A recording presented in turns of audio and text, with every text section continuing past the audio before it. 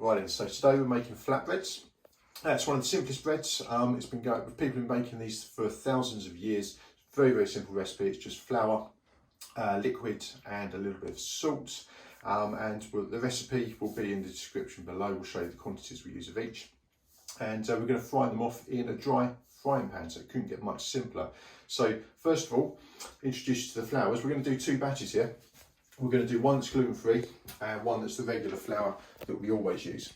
Just to see, out of curiosity, see which one we prefer, see if there is a difference at the end. So we'll do a bit of a taste test at the end of the video.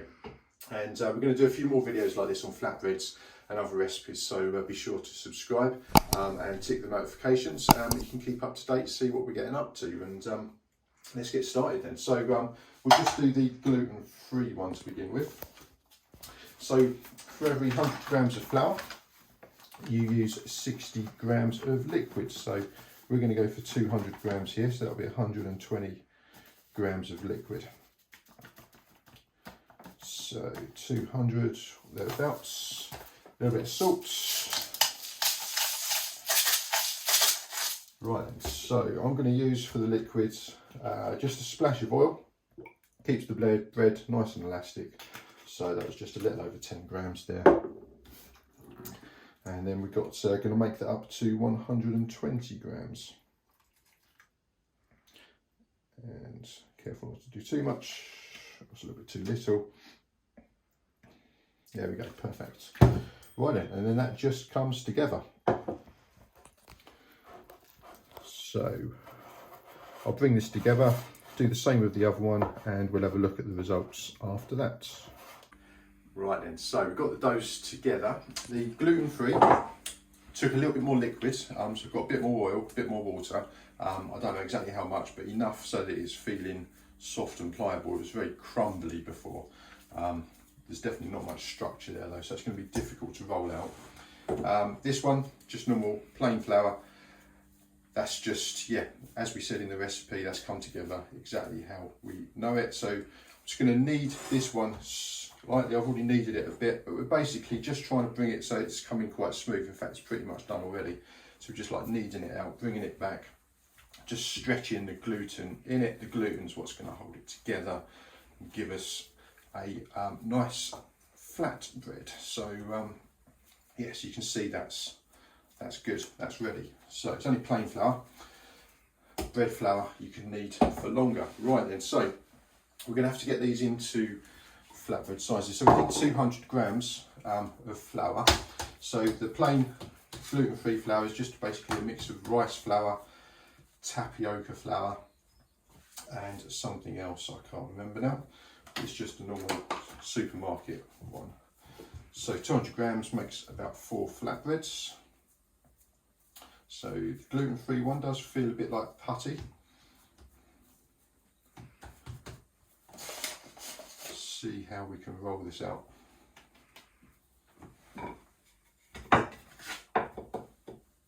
So I'm not pushing too hard because I feel as if it will just crumble. And I'm not going to go too thin either, because yeah, the edges there, it's a little bit tricky.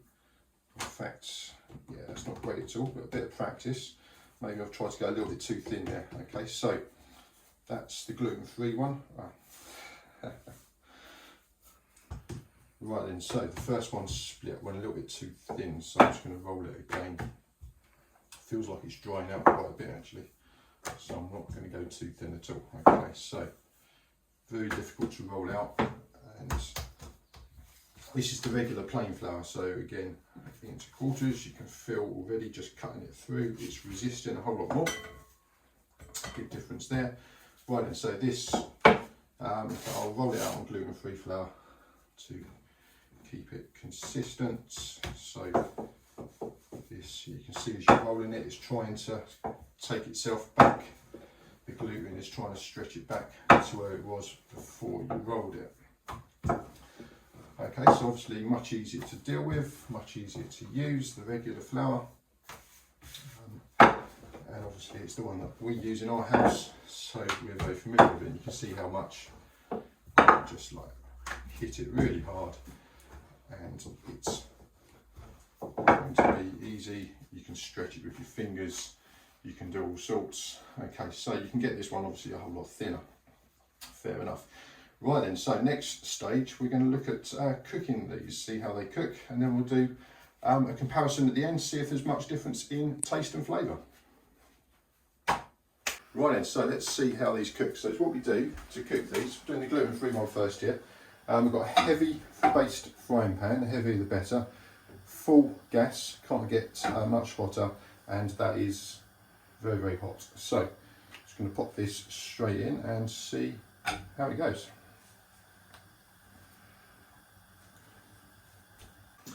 Right then, so I've flipped it a couple of times.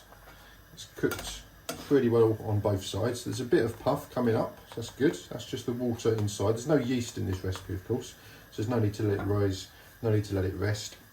It's just some water turns to steam inside that causes it to puff. No other rising agent in there. Okay, so that one's looking just about done. So I'm just going to pop that one to the side, and we'll go for the normal plain flour one next. So this one, of course, is a whole lot thinner. It will cook a whole lot quicker.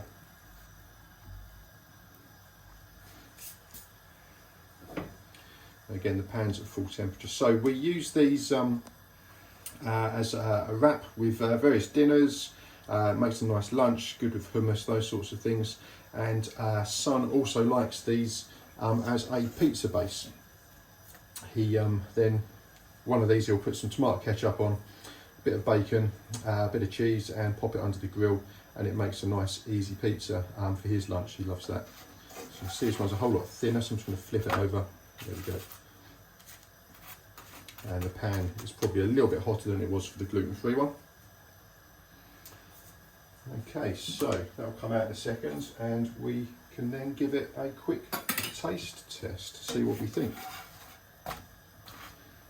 See the steam just coming up in there, just causing the bubbles. So no yeast, no rising agent, just the steam coming through. Just this bit here, just let a bit of steam there, and then it'll be cooked.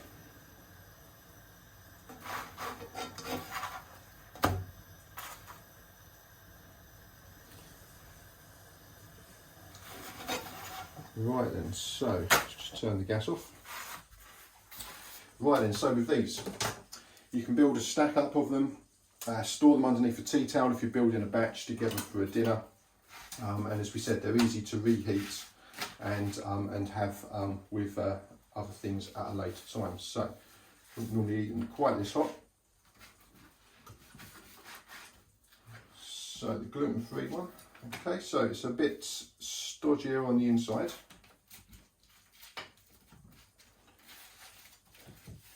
Because it's thicker, it took longer to cook as well, whereas the normal flour is opened up really nicely inside. So the gluten-free one, just tastes like flatbread. Not a huge amount of difference, so that's good. And obviously we all know what this one tastes like. So our verdict is then, it makes a thicker flatbread. There might be a way of rolling them thinner. We're yet to find it. But it's a good substitute, that's fine. And with a nice topping on that, that would be just as good a flatbread, if a little thicker than our traditional recipe. So I hope this helps. Drop us a comment below, and please do like the video, if you did like it, that is, of course. And share this with some friends, particularly anyone that's gluten intolerant, and share this video with them. Let them know that they can make their own flatbreads in minutes. Thanks for watching.